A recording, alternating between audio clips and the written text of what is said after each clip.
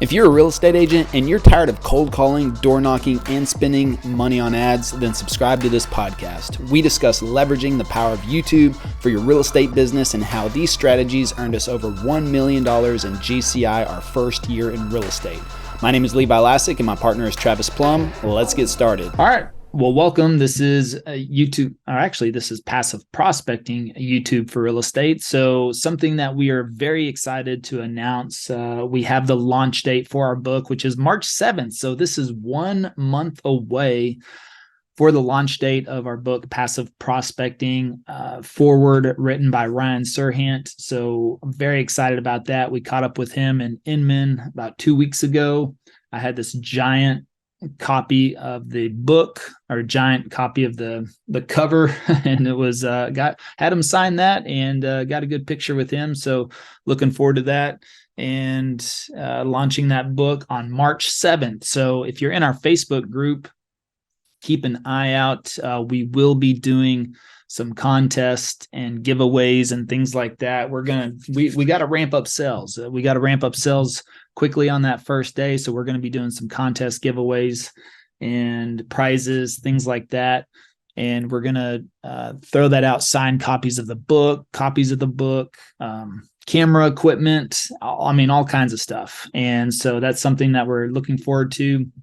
I'll probably go live in the Facebook group that day on Tuesday. That's what I'm planning on doing, going live for the day. Q&A, I'll host kind of my regular day throughout that as well, but then also start passing out some prizes and giveaways and things like that for reviews, of course, in that first day, to make sure we get a successful launch. So today we are talking about automating your business.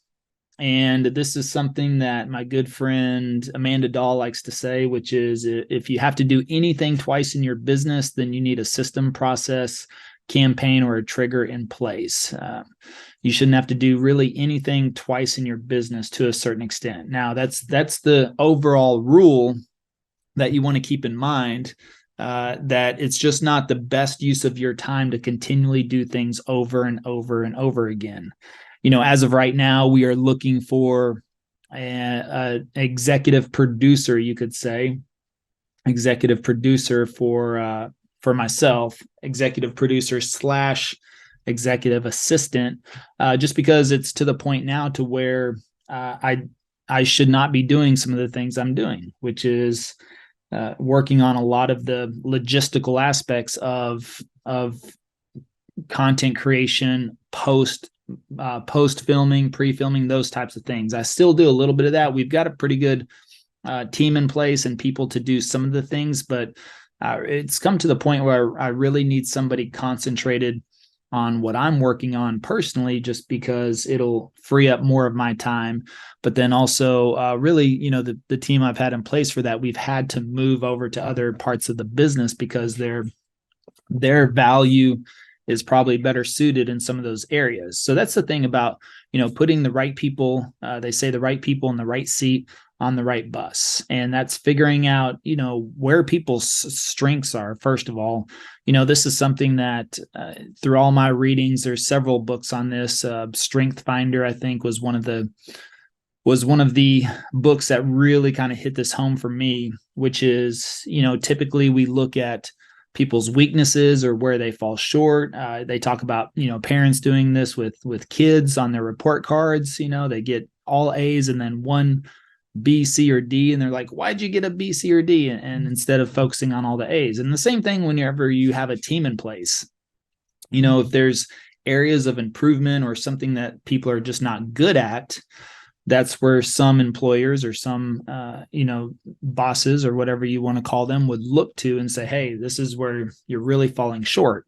And for me, I always look at first, I have to ask myself, now I'm not 100% on this, but this is what I try to live by, is always ask, is it my fault first? First of all, if something did not go the way it was planned or accordingly, or we missed a step, or that person on the team missed a step, or we missed our goal or shot, whatever the case may be, I always have to stop.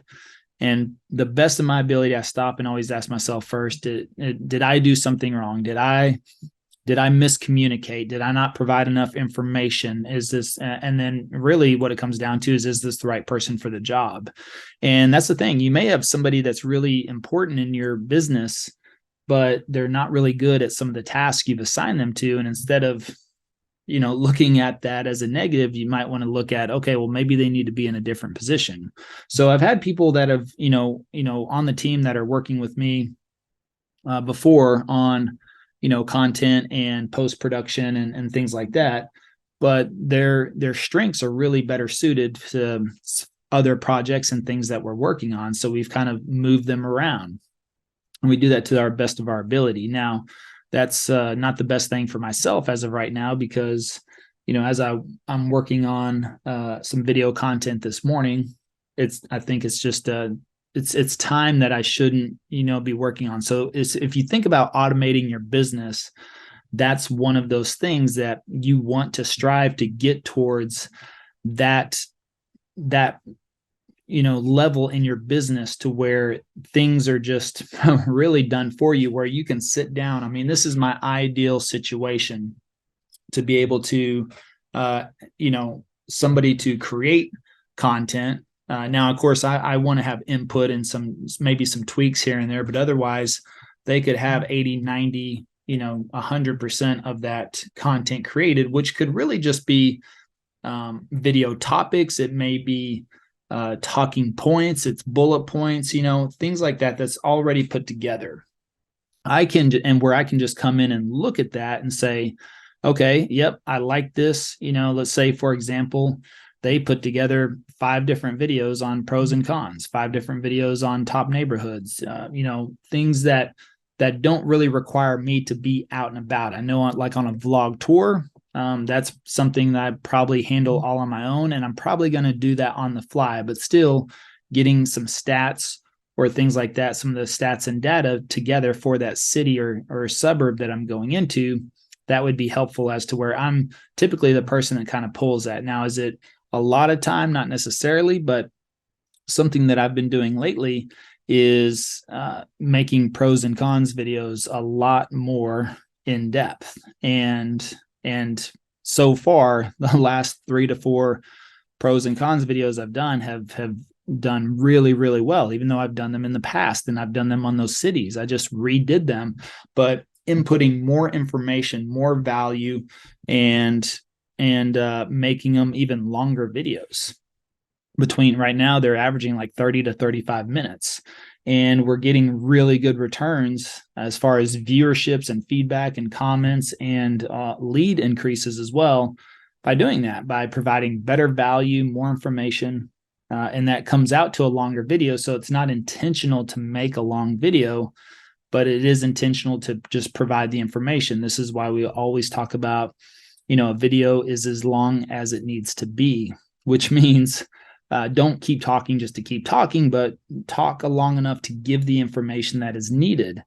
And so that means if I need to give information and the video is 33 minutes and 43 seconds, that's okay. I'm okay with that. I just record accordingly based on my notes and research and experiences. And from there, the video is as long as it needs to be. It's a little bit longer than that, of course, pre-edit, but once they edit, chop out some of the gaps and spaces and things like that, gets it down. So that's something to keep in mind as far as I think that's definitely a level you want to get to where if you could have topics laid out, then, that's one aspect of it. But today, kind of like what we really wanted to talk about was simple automations that you should be able to set up, through CRMs and systems and things like that. Having somebody help create content and, pre-production, post-production, things like that, that's going to be a labor cost. That's going to be a person that you'll need to put in place likely for that. Allow me to take a quick break to remind you that we have very important links in the description below. If you want the full story of how we closed over $1 million in commissions our first year and over $2.3 million in commissions our second year, check out the first link. Also, you have the link to our #1 Amazon best-selling book, Passive Prospecting. Last, if you enjoy this podcast and you're a giving person, leave a 5-star review, please. Now back to the episode. Although I suppose now with Chat GPT, you could probably just type in, which I've experimented with that. It's not going to give you the most extensive pros and cons, and you're going to have to prompt it over and over and over again. But, it could be one way that you could really get some video ideas done for you. I mean, you can go into Chat GPT and say, give me the top 5 pros and top 5 cons of living in your city and state, or their suburb and state, in that area, and it'll pop it out. And again, it's not going to be overextensive. And so you might have to prompt it again to add to it or give it a minimum word count or something like that. And it's pretty good. So, from what I've seen so far, so that could be one hack right now to creating content that you could use and work on. But as far as that goes, automations, campaigns, triggers, this is something that hopefully, whatever CRM you're working in should have something along those lines involved in it. And for example, if we look in our CRM, I'll say something that this is very common that I think a lot of agents typically will do themselves over and over and over again. And that's a referral to a lender. So of course, if you're working with any type of buyer, then they'll usually ask you for a referral to the lender, or, hopefully you have a preferred partner and preferred lender you work with. And so therefore you want to recommend, even if they may not ask initially, you want to recommend somebody because, if you have a preferred lender that you work with, that they are going to give your client great service. They're going to get things done. You can trust them. If they tell you it's a deal, it's a deal. If they tell you they can get it closed, it'll close. So ideally, if you have that preferred lender, that's an option. And so, you want to introduce your client to that lender in a mutual, usually, some people may do that by text. We do it by email, and then we let the lender take over from there. But ideally, we don't want to do that every single time for every single client, to type up that introduction. And usually what happens is that people, if they're doing that, typing that up every single time off of every single, introduction, those introductions will typically get shorter and shorter as to where, hey, here's the lender I was telling you about, which doesn't really provide a lot of context or things like that.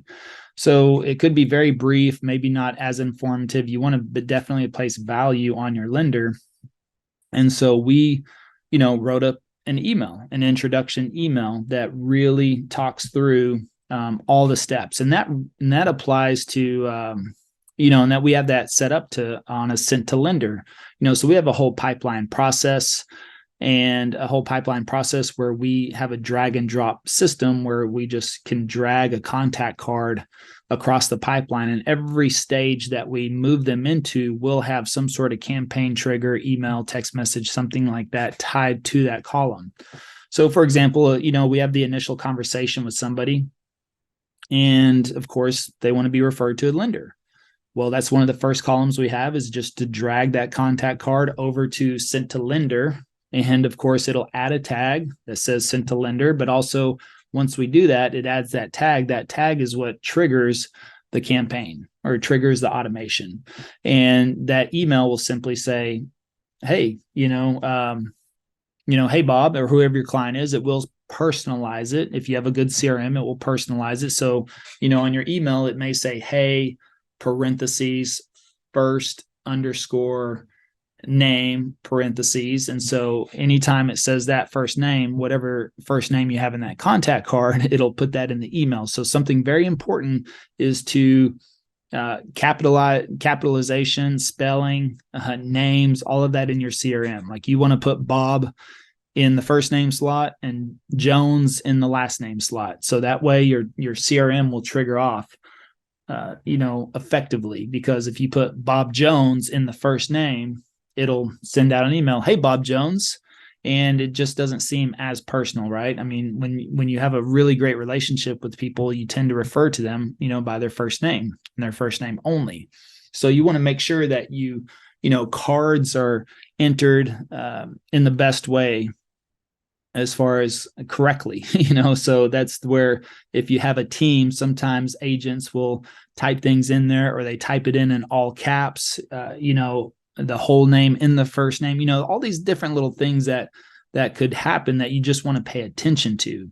Now, that's very important for these automations. So you want to be mindful of how that's done. And of course, coach your agents accordingly that their spelling, grammar, punctuation, all that stuff matters because however they put it in the CRM, that's how it's going to read it. So if we put Bob in the first name and that's it, then the email is going to fire off and say, hey, Bob, thanks again for the call. Wanted to introduce you to our preferred mortgage partner. Again, you have, no obligation to work with them. However, we have an extensive track record with them, an extensive relationship. They've done very well. And I'm just paraphrasing. I'm not reading the exact email, but, along those lines, it builds up your lender in the beginning there to say, hey, these guys, and gals do a lot of business and, have never let us down.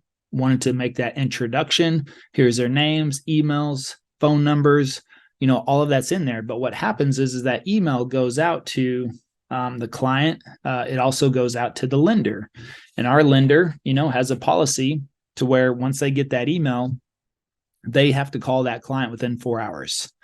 Unless it comes in at 8:00 at night, of course. Now that's their policy, and that's the service they want to provide back to us. If they get one of those emails, which they know we've just gotten off the conversation with somebody and we fired that off, then they know that, within 4 hours, they will reach out to that person. And if it's at the end of the day, then they'll reach out to also say, hey, let's touch base first thing tomorrow. But our team is pretty good. I mean, they'll talk. I know they talk to people at 8 or 9 o'clock at night sometimes, especially whenever those clients don't listen and things get down to the wire, or if it's on a weekend or something, or they tell them, oh, I'm not in the market right now, and then they find a house and they're like, I want to buy it right now. I want to put in an offer. Our team has been very responsive to handle those situations with everybody. So that automation right there, just that one alone could save you, time, energy, and effort as far as making multiple introductions or the same style of introduction every single time. Some people may just save that as a draft, and then they just copy and paste that draft in the email. But still, that just takes a little more work, a little additional effort as to where, somewhere in your system, if you're able to tag your people or move them in a process or something that automatically fires that stuff off, then that's really, a key factor there. And so simple things like that is really going to help save a lot of time for you and allow you to just not have to worry about it. And the thing is how many times have you got off the phone with somebody and something else came up and then you didn't send that email because you just got tied up and you got distracted or something happened, kids or spouse or somebody walks in the room as soon as you hang up and then you're pulled in a different direction. So it also eliminates, or not eliminates, but greatly reduces the fact that, of human error, of missing these types of things, getting too busy, and also, I don't have time to type that email up right now. I'm going to do it later, I promise. And then later comes and then you forget or something comes up or, whatever the case may be. So really the triggers and the campaigns and the automations not only save you time, but they can save you. They can save you from the fact that, if you don't forget, because for me, anytime I got off the phone with somebody, that was always my goal, was to directly do everything that needed to happen right that moment, regardless. And if for some reason I had a back-to-back call, then as soon as that second call ended, go back, knock out the first one, knock out that second one. But it's just always easiest to do immediately after the fact. And just like having the CRM open as well, talking to your client, you should have it open and have your notes section open up as well and take notes and let them know. Say, hey, by the way, I'm going to take a few notes if you don't mind. Or you have the option, if you're speaking to them on Zoom or you're recording that conversation, you could go back, but that takes additional time to go back and listen to it and then make your notes. But you could say, hey, if you don't mind, I'm going to take a few notes during the call. I just want to make sure I don't miss anything. And they'll probably always say, sure, no problem. I get it. And so therefore you should have the CRM open. You're typing in your notes. Or if you have to write things down instead, then as soon as you get done, you want to transfer those notes into the CRM. But those types of things that you want to make sure you do this. And so after the conversation, you talk to them, maybe they want to be sent to lender, they want property alerts set up, these types of things.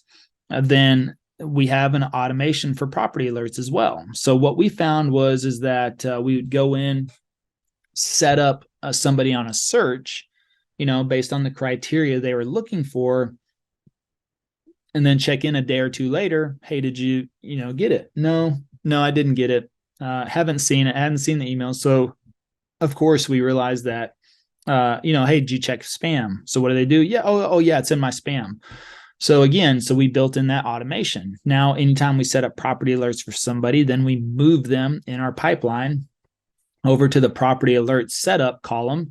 And what does that do? It automatically fires off an email and a text message. And all of our campaigns triggers have an email and a text message component. So therefore, and we word those just a slightly different. So it does make that look unique as well.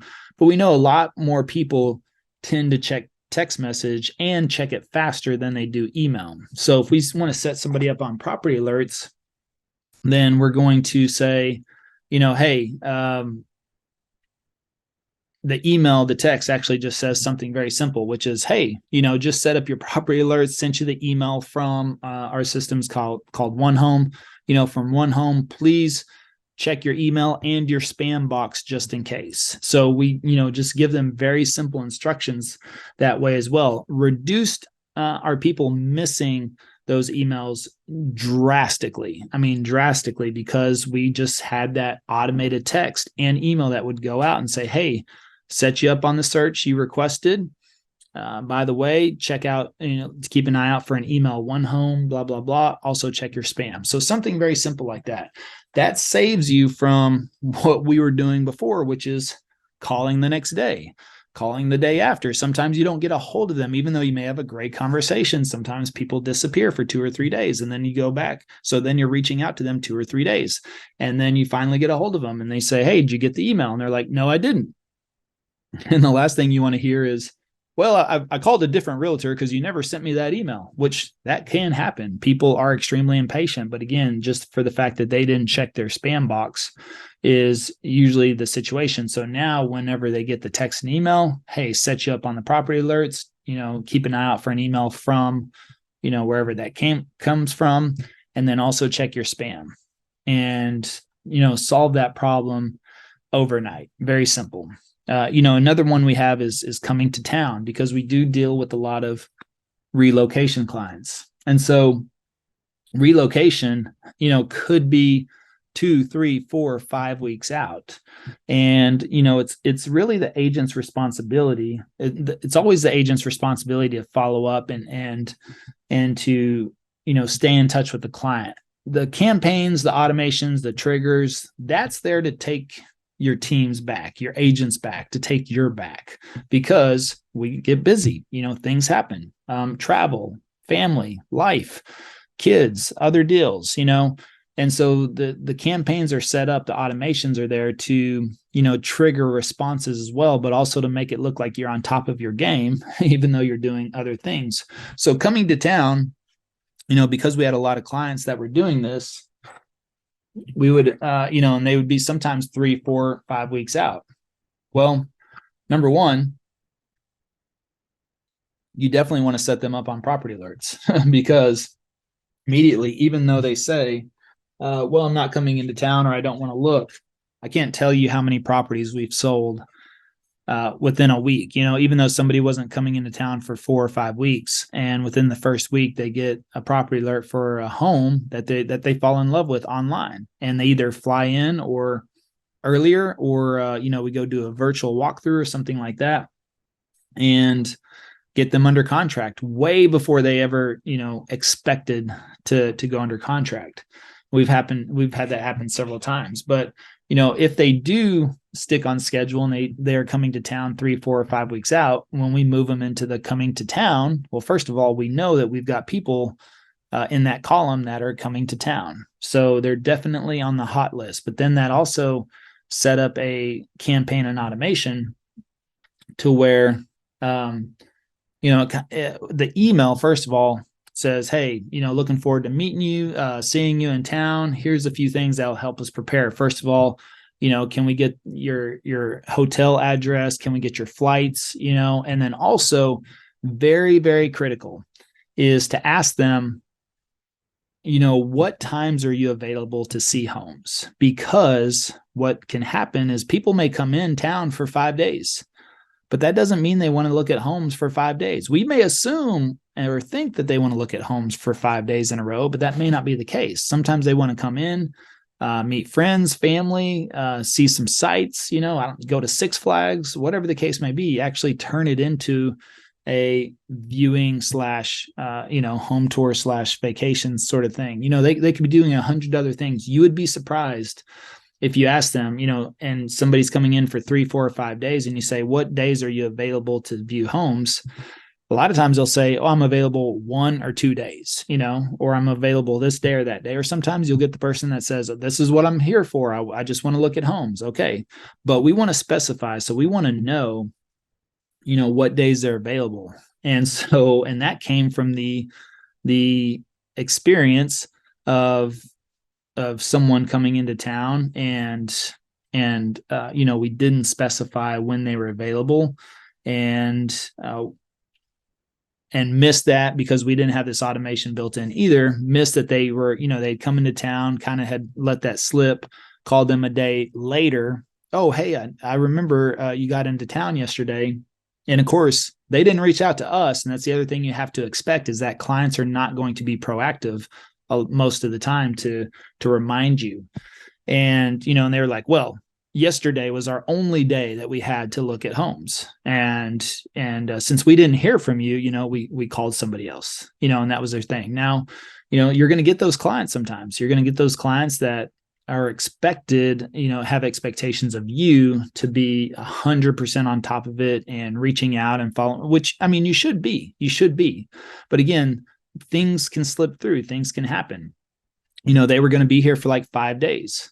We were, just kind of thought that, well, that first day, maybe that's a travel day. Well, no, they flew in the morning and basically said, well, we only had the afternoon that one day to look at homes, which seems a little odd, but at the same time, I can't force them to meet us, right? We can't force them to do that. So, that was it. It was a lost opportunity.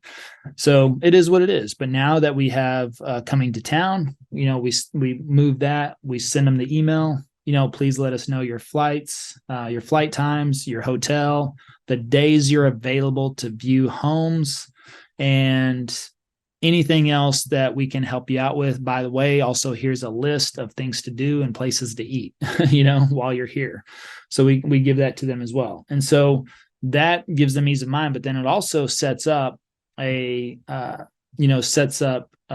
trigger to where they punch in their date as well. Cause we ask them the dates. Whenever they punch in that date, it sets up a trigger that will start to text and email them about 3 to 4 weeks out. So if they're longer than 3 to 4 weeks, like let's say 5 or 6, when they hit that 4-week mark, email and text goes out. Hey, looking forward to seeing you in a few weeks, blah, blah, blah. And then 2 weeks. Hey, looking forward to seeing you in a couple of weeks, blah, blah, blah. Hey, looking forward to seeing you next week. And then also that sets it off and they'll usually respond, yes, I'm looking forward to that. And that response is what should trigger the agent to be able to say, oh, somebody responded, even though they may be doing their thing and are not thinking about someone coming into town in 2 weeks. When that they reply to that trigger and it says, oh yeah, yep, looking forward to it. Then they're like, oh yeah, okay, good. Is there anything you need from me? And then that agent can respond back. And so that is something that is very critical, especially if you're in an area where you have a lot of relocation and people coming into town at different times. Just something to help take your back, but also make sure that we don't miss anything and specify. So, that's one of a couple of the triggers we have there set up. So like sent to lender, property alerts, coming to town. Let's see what else we have. Calls scheduled. If they book through our Zoom links, of course, that's all going to have automations and triggers set up to whenever they book, it's going to give them a thank you confirmation, but it also gives them I believe we have 24 hour, 6 hour, 3 hour, 1 hour, 3 minutes, 1 minute. So, if they book a Zoom call, they may book it a week out, but as soon as, they'll get an immediate confirmation, text and email. And then what happens, and we send them a calendar invite. And then 24 hours, it'll say, hey, hey, Bob, our call's in 24 hours. Just, shoot me a thumbs up or a got it, just to confirm, let me know. And we do that because it's very easy for people to respond with a thumbs up or a got it. We're trying to make it easy on them. So we just say, hey, yeah, please respond with a thumbs up or a got it so that we know you still plan to attend the call. And they'll do that. And then 6 hours before, they'll get an email. We don't send out a text because sometimes if their call is at 10 a.m., we don't want it to go out at 4 a.m. But an email can go out. And so that way, if they check their email first thing in the morning, they'll see that email as a reminder. But then 3 hours ahead of time, shoot them a text. Hey, our call's in 3 hours. Looking forward to chatting. 1 hour. Hey, looking forward to seeing you in an hour. 3 minutes, and then 1 minute, and then boom. And it gives us a very high show rate for that fact, for the campaigns and the automations and the emails going out to your people. And that's very, very critical because we know people get busy and people get calendar invites, but again, they don't always check them, and they aren't always thinking about that. And then the weekend goes by or a day or two goes by.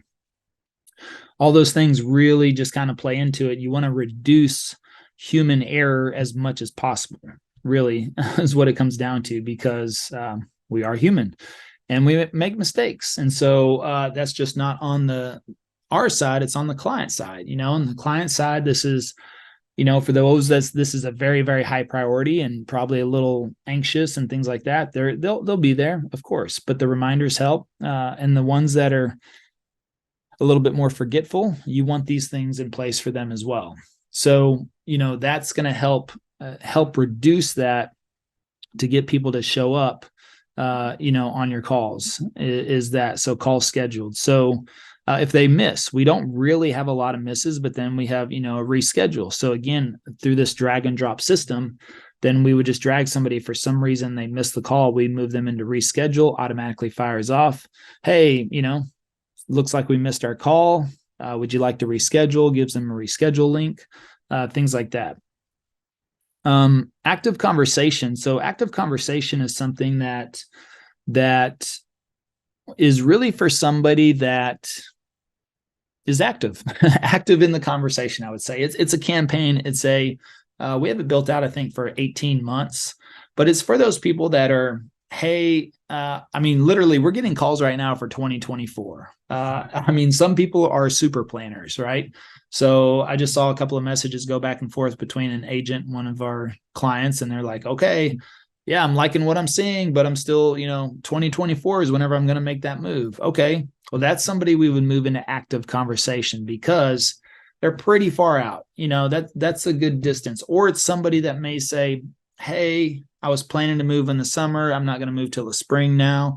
Or, it's those people that things came up, delays, or maybe they said, hey, I'm not going to be looking right now. Or they're giving you a time that's 6, 9, 12 months off. Okay, 2024, cool. That's where we say move them into active conversation, because the conversation's still active. It's still there. They're still interested. It's just not right now. It's not in the immediate future. And so therefore, we have that set up at all different timelines, anywhere from 2 to 3 to 4 weeks, different gaps, mainly 3 to 4 weeks, because we don't want to bug people to death. But the text messages are very simple. These are texting campaigns as well, which is just simply, if they tell us active conversation, or if they tell us they're far off, cool. All right, well, I'll follow up with you in a couple of weeks. Is that all right? Sure. We move them over there. And I think the first text message goes out like 3 weeks later. And then after that, it's like 4 weeks. And then, after that, it's like 3.5 weeks. And then after that, 4 weeks. And so it's kind of on a periodic text message over the course of 18 months or so, which we could build that out even longer. I think we just went to like 18 months, but where they get a text message every 3 or 4 weeks. Hey, checking in. And then we throw in a couple of emails, usually like an email like once a quarter. But text message, otherwise people are mostly responsive to, and that's, hey, and they're very simple. Hey, just checking in, seeing how you're doing. Hope all is well. They're not usually, it's usually like text. It's almost like jab, right hook, I guess you could say. So the 2 or 3 of the text messages will be just check-ins. Hey, thinking about you. Hope all is well. Have a great day.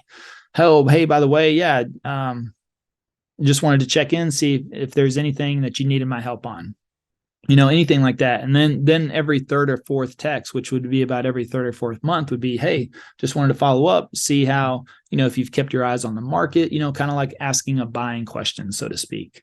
And we'll get responses from that all the time. And so it just keeps people active. And if they respond to any of those text messages, it allows the agent to re-engage. But otherwise, they're not worried about trying to manually follow up with this person now until 2024, if that's whenever they're deciding to buy, because right now you've got 11 months until then. So, to have your list and check it twice and do all that other good stuff that's challenging, especially when you start dealing with multiple clients. So having something just simple like that, an active conversation, is very, very helpful, I think, to go in there. So, under contract, closed, we have a ghosted campaign. Ghosted, I like the ghosted one.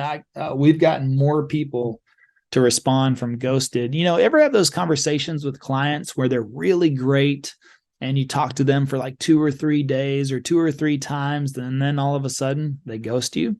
Well, we have a ghosted campaign. And that's to hit them hard and fast. So if you're having great conversation with somebody and then they just disappear on you, we'll move them to ghosted campaign. And then that's going to hit them, I believe 3 to 5 days in a row. Then it switches to like every 2 days for 2 or 3 messages. And then it switches to 3 days for 2 or 3 messages. Then it switches to like a week.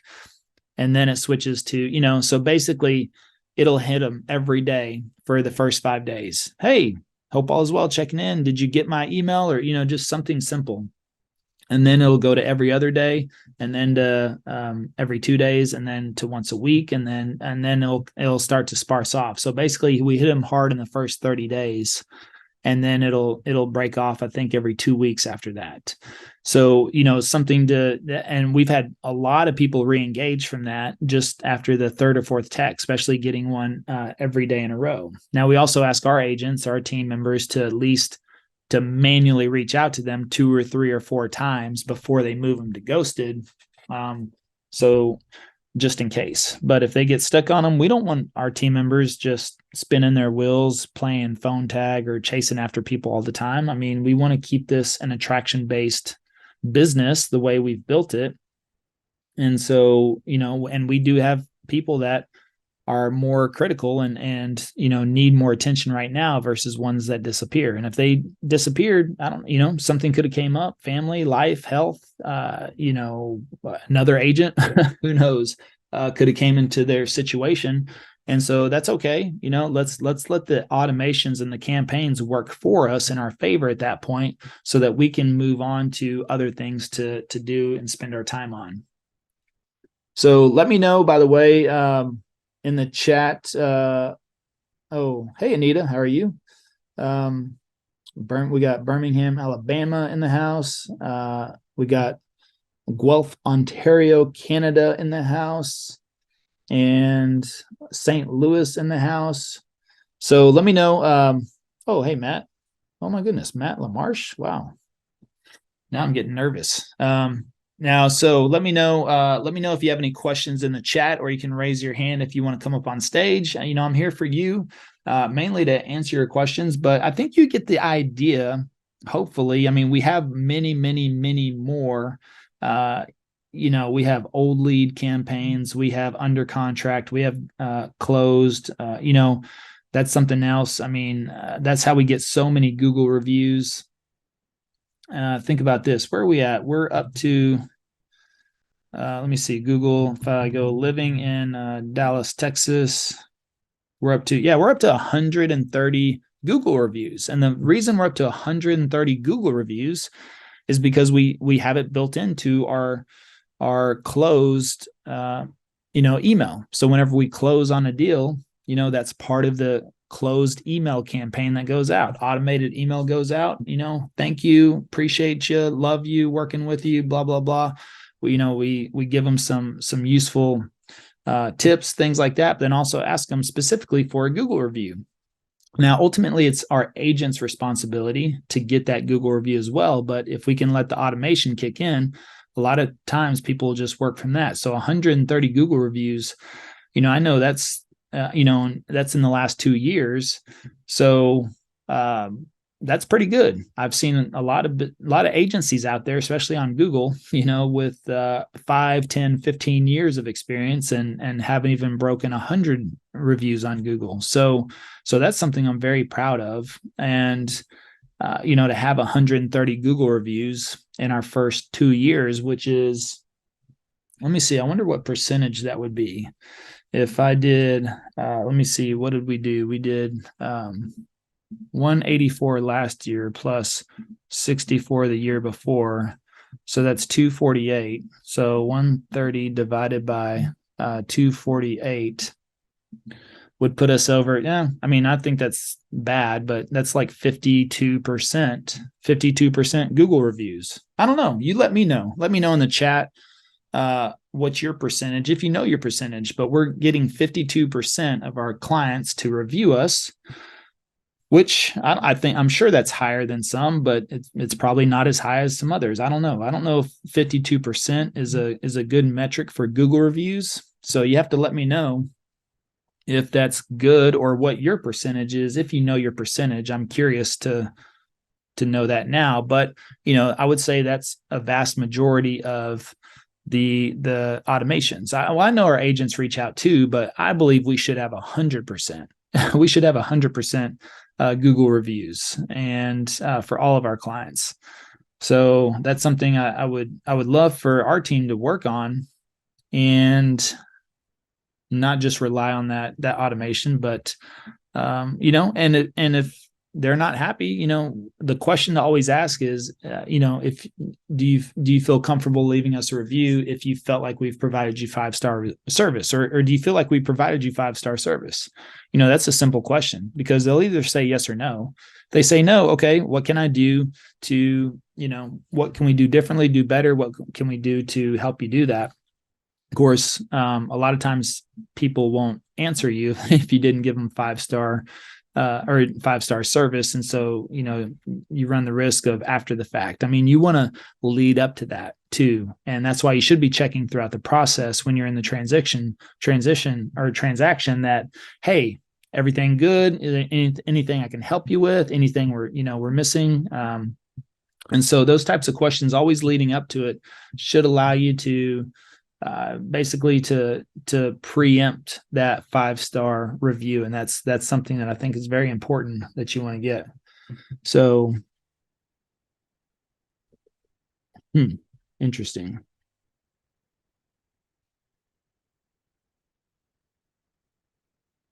Okay. All right. Well, let me see here. Let me see. All right. No questions today. Everyone's nice and quiet. So I don't see any other hands raised as well. So for me, I'm good to go. I definitely have plenty to do. And if no other questions, then I'm happy to jump off and let everyone get back to their day. So all right. Well, we'll leave it at that. I mean, I couldn't even get Chrissy to show up today. So I wonder where. I'm here. Oh, where are you? I've been here the whole time. I don't even see you on stage. Oh, there you are. Maybe I had to refresh. Didn't invite me. Fine. You should be. That's funny. You never ever popped up on there. That's funny. Thought I was just lone wolf over here. Nah, I'm here. I've been listening. Lots of good stuff. But I'll just say this. True scaling is not you doing more work yourself. True scaling is automating and letting the automations take care of all of the hard stuff. When you automate your business, that gives you the opportunity to never cap. There's never a ceiling on what you can do with your business, even if you're a solo agent. Automating your business, I think some people turn that off in their head because they think, well, I don't want to create a team. I don't want to build a big team. I'm just myself. I'm a solo agent. I don't know that this really applies to me. And I think it's a huge mistake when people don't automate some of these small things that they can be doing with the text messages, with the automatic email. Those types of things make it, and so there's always extra opportunity for you. You don't have to work harder, you just have to work smarter. And that's what automation is truly the definition of, is working smarter and not harder. So no matter how big you're trying to get as far as like your team and what you want to accomplish as a real estate agent, you just need to make sure that automations are a major part of your business, because that will make it and so you never cap out on what you're able to do for yourself and what you can accomplish, no matter what size you're going to be. Yeah, it's a great point. And the other aspect of that is, even like a transaction coordinator. I mean, that's an automation. When you think about that, and that's something that we had even when we started and had no budget. We've got a zero cost transaction coordinator. She's free. So that is something that most people are like, well, I don't want to pay for that. Okay, well, don't get a free transaction coordinator. Very simple to do. Very simple to do. Well, how can you get a free transaction coordinator? Well, simple. You find one that works, that gets paid whenever you close the deal. And so they are vested in that transaction to make sure it closes, first of all, because they get paid at closing. And now you're saying, well, you pay them at closing. That's not free. Well, it is free for us because we pass that along to the buyer. And if it's on the buy side, then we have that in our special provisions in the contract that we charge an administration fee, and that covers the cost of the transaction coordinator. And so that's how, even if you're starting out as a brand new agent with no budget, no money, that's how you get a transaction coordinator. And that's how you automate the transaction process from whenever you get a deal under contract through going through all those steps to allow you to do other things that you need to do, which is basically generate leads and generate business, and find a transaction coordinator that will accept payment whenever the deal closes. You can add them to the DA, very simple. So the title company can pay them directly, but then, we get reimbursed in the buyer's closing cost, and they reimburse us for that. So we charge an administration fee, but we also explain to them everything that our transaction coordinator does. And we've had maybe two people, I believe, that have pushed back against that. And we ended up, paying for it because we still want the transaction coordinator. Even if we had to pay for it, it's still worth the expense there. But we've only had two people out of, hundreds that have pushed back on that. So everybody's usually okay with that. And it makes that part very simple. And so, if you're brand new or starting out, should you go through the transaction process yourself? Yeah, I think you should. You should go through it a few times to learn it, to understand it. But after you do that a few times, you're going to see how many moving parts there are and how much of a challenge that is to stay on top of that, especially if you start moving into 4, 5, or 6 transactions a month. If you start doing that, you're absolutely going to need a transaction coordinator, or an executive assistant or somebody that handles that sort of thing. But that's where you get into hiring. An executive assistant is going to cost you money, and so that's something that you have to keep in mind. But again, hey, and probably the most important automation of them all is YouTube, right? YouTube. Of course. I mean, that is what we call passive prospecting. That is lead generating. That is creating a system and a process and a campaign. I mean, that is creating a campaign, because once we film that video and publish it, then it's there, and it starts to go to work for us, and it's going to work for us, not just 24/7, but in compound effect of time, returning that time to us that we invested into that. And the great thing about YouTube is it's free. So therefore, the more that video grows, that doesn't cost us more money. It just gives us the opportunity to produce more business. So, that is a great way to cap it all off right there and say that YouTube is the number one automation I believe you should be implementing in your business. So yeah, and don't put off those automations either. I think a lot of people, they kind of think of it backwards, especially new agents that come into it. I hear a lot of, well, I'll set up, those auto texts after I've done a few deals, or I'll set up those emails, after I've kind of gotten my feet wet a little bit. And I think that there's a little bit of value in kind of understanding the process. But at the same time, if you wait too long, you find that you're doing all of these things yourself and you're in a flow with things that makes it kind of difficult for you to find time to, sit down and do the automations. I think that's really what kind of helped us scale so quickly, was at the very beginning, along with doing all of the videos and making sure that that was a huge part and the main part of our strategy. But Levi also spent all this time sitting down, and he created every automation that you see in our CRM system today. He created pretty much every single one of those. And, every interaction basically comes with some type of automation. And we built a few of those, additionally on top of what was created at first, but we created a pretty solid base of automations to start things off as if we were talking to 1,000 clients all at once. And I think that if you approach your business, even when you have 0 people following you, we teach that on the YouTube side too, the way that you talk, the way that you script yourself, the way that you kind of position your videos. We act as if you already have 1 million followers. It's your first video. You're going to still say, hey, go check out our map video. Go check out our pros and cons video, even if you haven't even created that yet, because you're creating an evergreen system. That's what these automations are. They're evergreen systems that will, over time, save you thousands of hours. So don't go too long without setting those up for your business. If you've been in business for years and years and years, I would challenge you to just sit down and decide today, like, when am I going to set up my automations? Not, am I going to set up automations? When are you going to do that? And how are we going to accomplish that? Yeah. And most of those came from mistakes, from missing opportunities. As I mentioned, somebody coming into town and we didn't specify what days are you available to, and so whenever those issues would happen, I would immediately, and again, this is how you do it, I would just stop and I would immediately go create that campaign or trigger or email or automate, whatever the case may be. I would just stop and say, okay, that was a problem. That was a mistake. Never want that to happen again. I'm going to go correct it right now.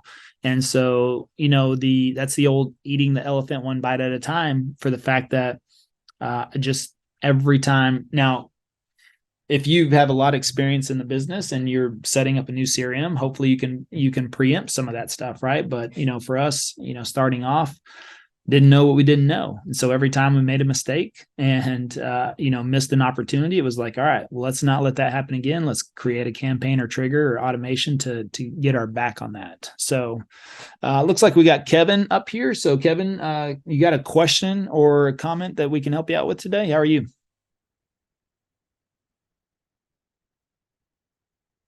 If you're there, Kevin, looks like he's coming from Atlanta. Maybe not. Mute button. Okay, There you here go. we go. Can you hear me? Yeah, we got you. Hey, Levi and Chris, you guys are awesome, freaking awesome. I love the information and data. I love the consistency. So thank you for that. I do have a question now. I'm going to start a new YouTube channel. And when I start a channel, I'm having a hard time trying to figure out what the name of the channel should be.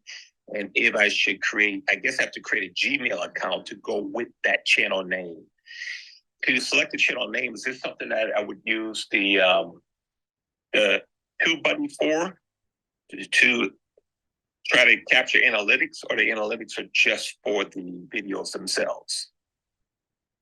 No, yeah, you can use TubeBuddy. I mean, TubeBuddy there has the keyword Explorer, and basically that's what we're searching for, is the keyword Explorer in there to find out what may be the best name for the channel. So if you're in Atlanta, I believe, correct?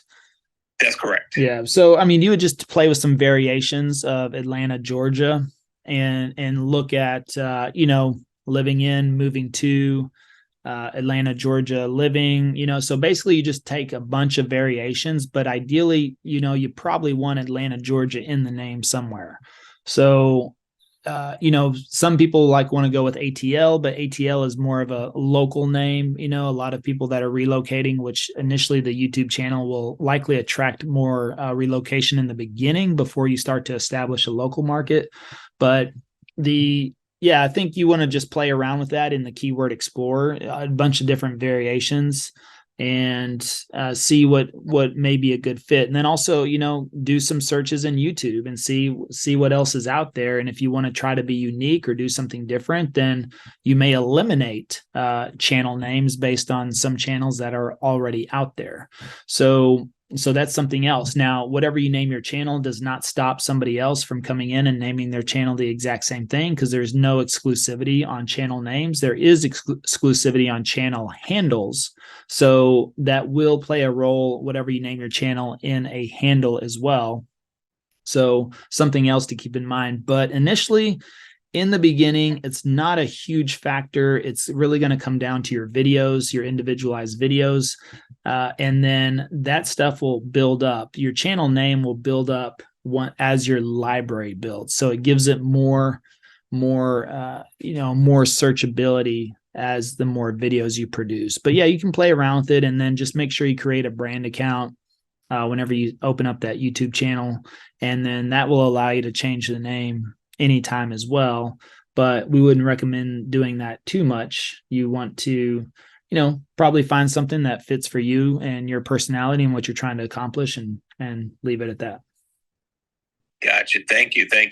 And you mentioned a while ago, not a while ago, on one of your evergreen videos about a phone number for your YouTube channels that you can get through. Is it through YouTube? So when people call, they know it's a YouTube lead, and you would know it's a YouTube lead? No, we have that set up through, we have separate phone numbers we have a separate phone number for our website or for Google versus what's on YouTube. So if somebody calls through that number on YouTube, we know that's a YouTube person, period. If they text or call, we know, because that's the only place we have that phone number. Gotcha. Okay.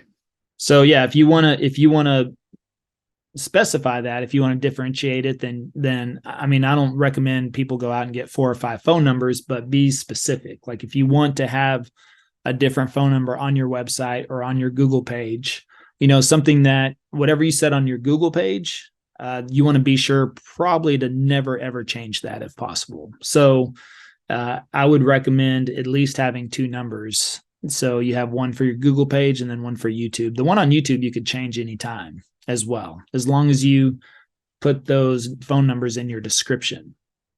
And so if you put the phone numbers in your description, that doesn't matter. You can change it anytime.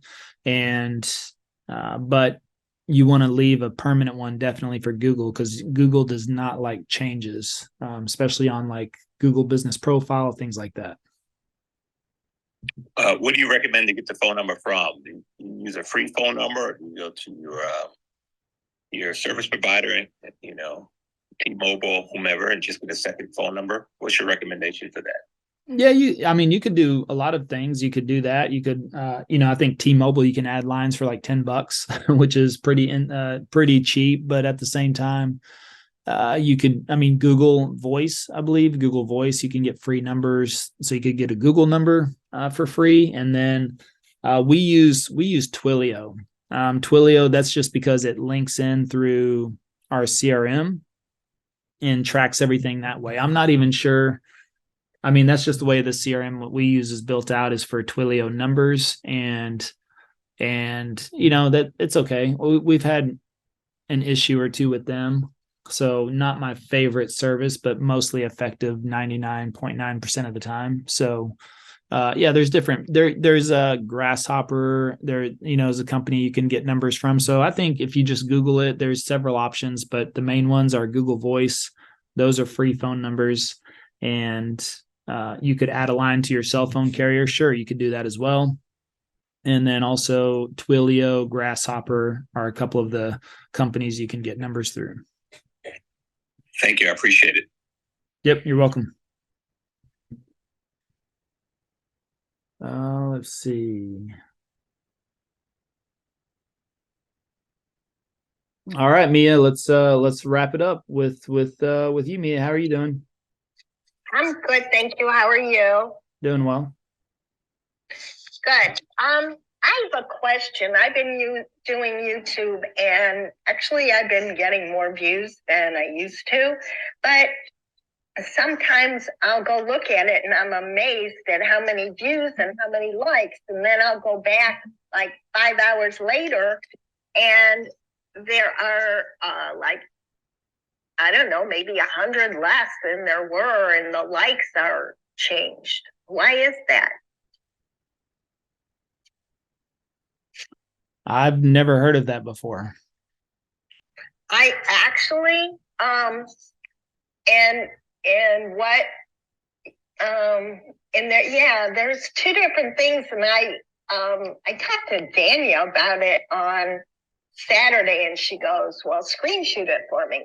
So I did, because one is saying one, and like last night, it said, of course I had to watch it, it said live analysis, and like I only had like 74 last night. It came down to 55, but I've had something go to 748 likes, and I'm going, what? And then the next day it's like down to 25. So I'll screenshot it for you next time. Are you talking about when you log in and you see the little blue bar graph that has like the hour by hour, basically counting the last 48 hours? Yeah, but yes. But like it'll start up and maybe it's only an hour, and it'll be like, I don't know, just say it's like 748 likes, and then I'll come back an hour or two or the next day, and it's got half those likes, and okay, it's well, down like I think what you're talking about is whenever you log in on your dashboard, you'll see a live tracker that's hour by hour for the last 48 hours. That's going to fluctuate. You know, you can have 151 hour, and the next hour it could be 75. The next hour could be 125. All that is showing you is a actual live look at how many people are viewing your overall channel at that time. This was total. This was like when you go in, it says, you know how you go in and say, okay, you've got 48 likes, and this is how many views you've had. And then I would go back the next day, and that exact screen would say like 25, and it would have like 100, 150 less views.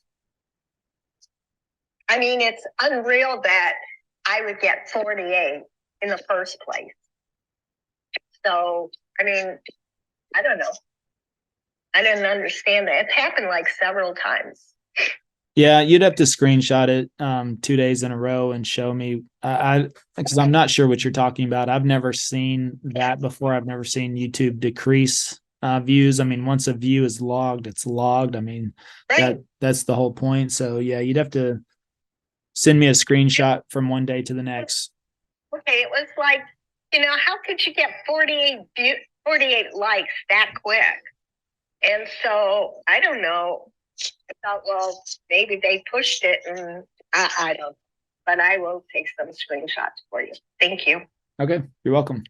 The only thing that I could think of in that situation is that sometimes there are spammers that will go in, and if they see that the same IP address is hitting the refresh button and watching the video, 1,000 times, initially it will log those 1,000 views, but then it will retract those based on the IP address, because that used to be, kind of a dark web tactic that people would use at the beginning of YouTube to log quite a few views at the very beginning with just refreshing the screen, and the same screen would do it over and over again, and they've gotten smart to that. So that's the only thing I could think of, is that if you have, bots or something that have targeted your page, sometimes that happens. And you can see if you're getting a lot of spam comments, 48 comments about, a porn website or, weird crypto stuff. If you see a lot of that in your comments, you could be being targeted by bots. And that's what I could see rolling back some of those views.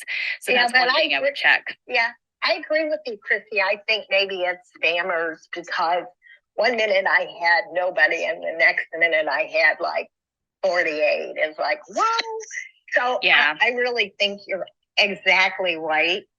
And, because it's all coming through my feed, and like, one day I'm having like 50 and the next day it's like a different video, like 700. So, I would just check your comments. Yeah, I would check your comments. If you're getting quite a few. Okay, yeah. There's not a whole lot. There's not a whole lot you can do about the bot thing. If you start to see a lot of comments starting to come through with some of those spammy comments, I would delete those, because if you respond to those or anything like that, it does trigger, a response from the bot process. So that's the only, really the only thing you can do. Other than that, YouTube gets it right with the views, and so they'll definitely check IP addresses for you. So it's to your service when they pull those views down. But yeah, that's probably what's happening.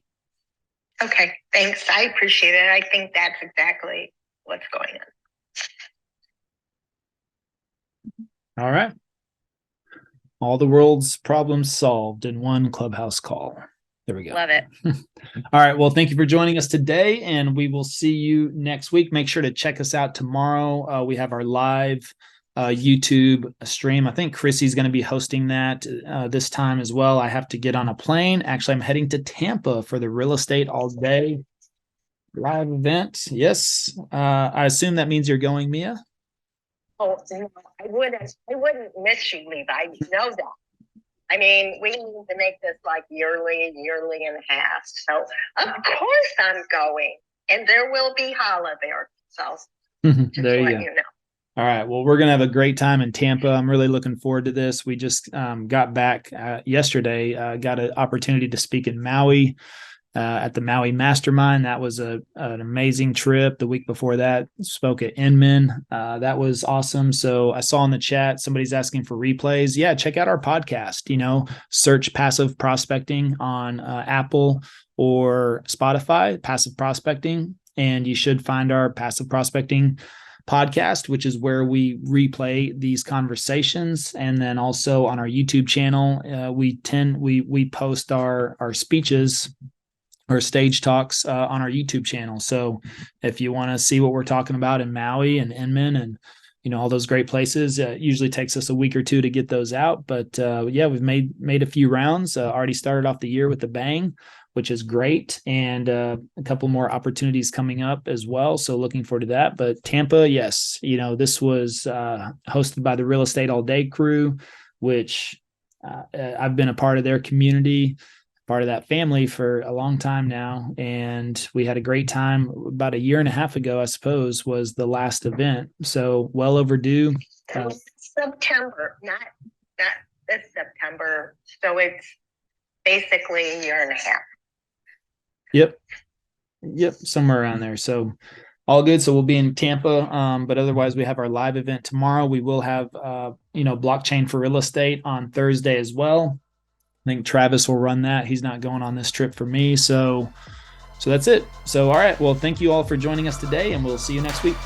Thank you for joining us on today's podcast. If you're interested in partnering with us to access our YouTube course and coaching at no cost, schedule a call at passiveprospectingpartner.com.